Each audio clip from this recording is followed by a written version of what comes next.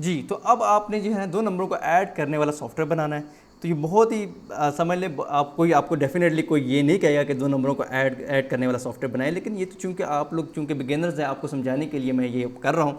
तो ये let's suppose आप ये सॉफ्टवेयर लिख रहे हैं, और ये आप सॉफ्टवेयर कैसे लिखेंगे, कीबोर्ड से टाइप करके लिखेंगे ऑफ कोर्स, ठीक है। और आपने क्या करना है, आपने ए के अंदर 5 डाला, बी के अंदर 3 डाला, और आप उनको ऐड करना चाहते हैं।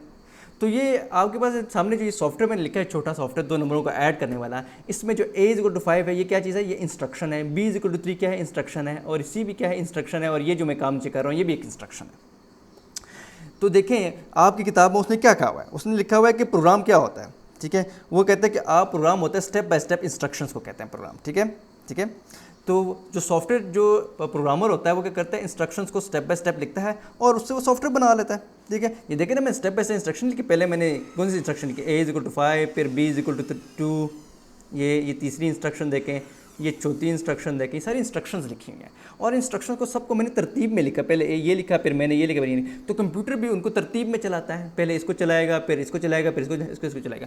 तो जो ये जो स्टेप बाय स्टेप मैंने ये सारी इंस्ट्रक्शंस लिखे हैं, ठीक है। तो ये कंप्यूटर इनको फॉलो करते हुए आपका प्रोग्राम चलाएगा, क्योंकि कंप्यूटर तो एक डम सी डिवाइस है। आपने कंप्यूटर को बताना क्या कि कंप्यूटर ने क्या करना है। आपने कंप्यूटर को पहले बताया कि ए के अंदर 5 डालो, फिर बी के अंदर 3 डालो, फिर सी, और इनको ऐड करो। तो ये एक आप छोटा सा सॉफ्टवेयर आपने बनाया है, ठीक है। और सॉफ्टवेयर कैसे बनाया, आपने टाइप करके बनाया है। और सॉफ्टवेयर किन चीज़ों से मिलकर बना होता है, सॉफ्टवेयर इंस्ट्रक्शन से मिलकर बना होता है, ठीक है। सॉफ्टवेयर किस चीज़ से बना होता है, इंस्ट्रक्शन से मिलकर बना। ये एक इंस्ट्रक्शन हो गई, ये दूसरी इंस्ट्रक्शन, ये तीसरी, ये चौथी। इंस्ट्रक्शन का क्या मतलब है, हिदायत। आप कंप्यूटर को इंस्ट्रक्ट कर रहे होते हैं कि भाई ये काम करो। अभी मैंने कहा कि ए के अंदर 5 डालो, ठीक है, 5 डाल दिया, बी के अंदर 3 डाल दिया। तो ये इंस्ट्रक्शन का मतलब कंप्यूटर को हम हिदायत है, पहले ये काम करो, ये करो, फिर ये करो, फिर ये करो, फिर ये करो, ठीक है। दिस इज आ सॉफ्टवेयर, ठीक है। तो जो प्रोग्रामर होते हैं वो सॉफ्टवेयर बनाते हैं, ठीक है। और वो सॉफ्टवेयर कौन से सॉफ्टवेयर बनाते हैं, फॉर एग्जांपल कोई कहता है मेरे लिए वेबसाइट बनाओ, तो अगर आप वेबसाइट बनाते हैं उसके लिए तो आप प्रोग्रामर हैं। आपने कौन सॉफ्टवेयर बनाया उसके लिए, तो आपने वेबसाइट बनाई उसके लिए, ठीक है जी। तो भाई यूजुअली इस IT के करियर के अंदर एक प्रोग्रामर की जॉब होती है, डेजिग्नेशन होती है। अगर आप प्रोग्रामर बनना चाहते हैं तो फिर आपको सॉफ्टवेयर डेवलपमेंट आनी चाहिए, सॉफ्टवेयर बनाना आना चाहिए, ठीक है जी। नट शेल में मैं आपको ये बताना चाह रहा हूँ कि अगर आपने प्रोग्रामर बनना है तो आपको सॉफ्टवेयर बनाना आना चाहिए, आपको प्रोग्रामिंग लैंग्वेज आनी चाहिए। कोई भी एक लैंग्वेज आ जाए, कोई 2-3 लैंग्वेजेस आ जाए तो बड़ी अच्छी बात है। तो ये आपको इंपॉर्टेंट है आपके लिए, ठीक है जी। तो प्रोग्रामर बनना चाहते हैं तो आपको सॉफ्टवेयर डेवलपमेंट सीखनी पड़ेगी।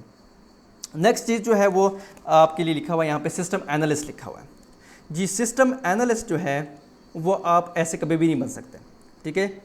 सिस्टम एनालिस्ट बहुत ही एक्सपीरियंस बंदा होता है, ठीक है।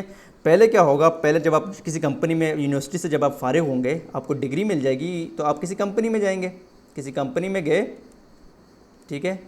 कौन सी कंपनी, किसी IT कंपनी में जाएंगे, किसी भी इदारे में जाएंगे, और आपको लेट्स सपोज जॉब मिलती है। तो पहली फर्स्ट जॉब जो आपको मिलेगी प्रोग्रामर की, ठीक है। You will be a programmer, ठीक है। क्योंकि आप यूनिवर्सिटी के अंदर C++ भी सिखाते हैं, C# भी सिखाते हैं, बहुत सारी लैंग्वेज सिखाते हैं यूनिवर्सिटी में। तो जब यूनिवर्सिटी से फारिग होंगे तो आपको सारी लैंग्वेजेस आएंगी, और फिर आप किसी कंपनी में जॉब करने जाएंगे तो पहली जॉब जो आपको मिलेगी, चूँकि आप इनएक्सपीरियंस है, आपके पास एक्सपीरियंस नहीं है, तो आपको पहली जो जॉब मिलेगी वो प्रोग्रामर की मिलेगी, ठीक है। वैसे तो इससे पहले भी एक और जॉब आपको मिलेगी, वो इंटर्नशिप होती है, वो इंटर्नशिप करेंगे पहले, उसके बाद फिर आपको प्रोग्रामर की जॉब दी जाएगी।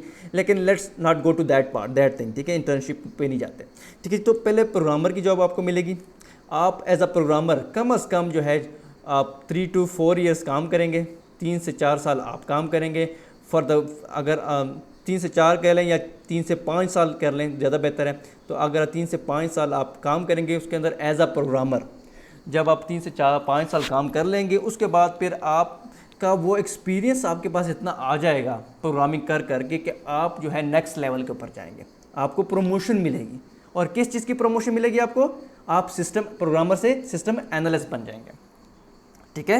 सिस्टम एनालिस्ट क्या होती है, एक सीनियर पोजीशन होती है, इसके ऊपर बड़े जो है वो एक्सपीरियंस लोग आके बैठे होते हैं।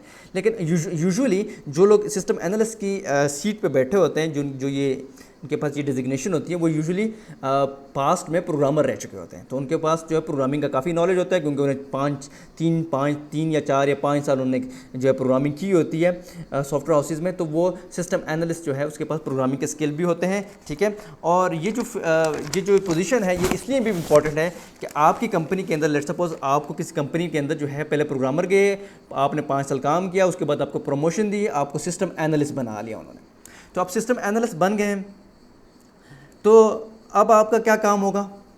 प्रोग्रामर का तो हमें पता चल गया कि वो सॉफ्टवेयर बनाता है, लेकिन अब सिस्टम एनालिस्ट का क्या काम होगा? सिस्टम एनालिस्ट का काम ये है कि वो फॉर एग्जांपल कोई भी आपकी कंपनी में कोई बंदा आता है, कहता है मेरे लिए लेट्स सपोज यूट्यूब जैसी वेबसाइट बना दो, मुझे फेसबुक जैसी वेबसाइट बना दो, मेरे लिए कोई सी भी वेबसाइट बना, या मेरे लिए कोई गेम बना दो, मुझे पबजी जैसे गेम चाहिए, तो आपकी कंपनी, आपकी जो कंपनी है सॉफ्टवेयर हाउस है, वो मेरे लिए एक पबजी जैसी गेम बना दे, ठीक है। तो आप सिस्टम एनालिस्ट हैं, ठीक है। आप क्या करेंगे? जो बंदा आपके पास आया होगा जिसको गेम बनानी है या जिसने वेबसाइट बनानी है, आप उससे जाके मिलेंगे, ठीक है। System analyst will meet the person, ठीक है, जिसको वो गेम चाहिए या जो फेसबुक जैसी वेबसाइट चाहिए, तो वो उसको चाहिए।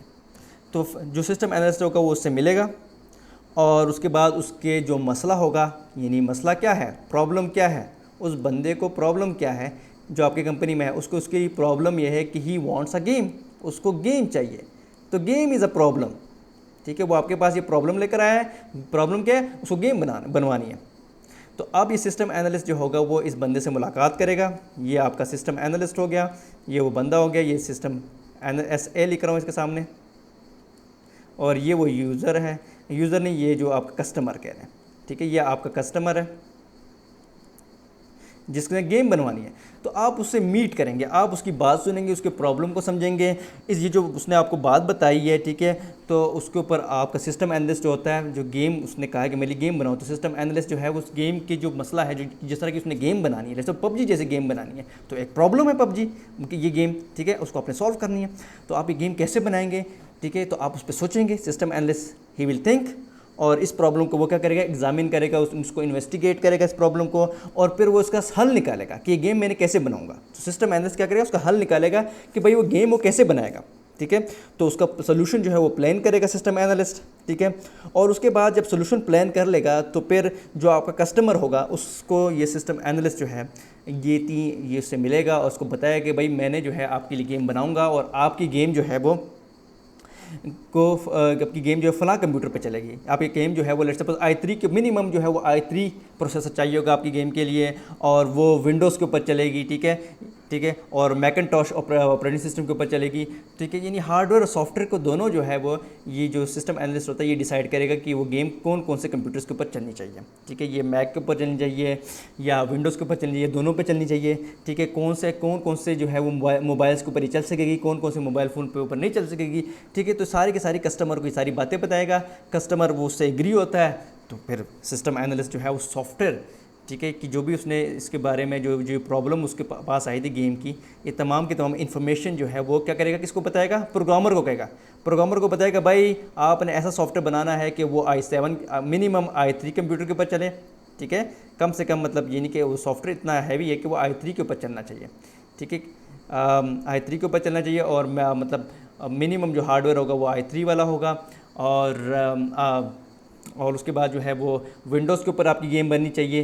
तो ये प्रोग्रामर को बताता है कि भाई जो गेम है वो विंडोज़ के ऊपर चलनी चाहिए, ठीक है, और लिनक्स के ऊपर, उसके ऊपर सॉरी मैकिन्टॉश के ऊपर भी चलनी चाहिए, ठीक है। तो ऑपरेटिंग सिस्टम की डिसीजन है वो भी प्रोग्रामर को बताएगा, हार्डवेयर कौन से हार्डवेयर के ऊपर ये गेम चलनी चाहिए वो भी प्रोग्रामर को बताएगा, और जो सोल्यूशन उसने प्लान किया हुआ है वो भी प्रोग्रामर को देगा, ठीक है। उसका जो सोल्यूशन प्लान किया है, और इवन कि अगर एल्गोरिदम भी उसने लिखा हुआ है तो वो भी प्रोग्रामर के हवाले कर देगा, ठीक है जी।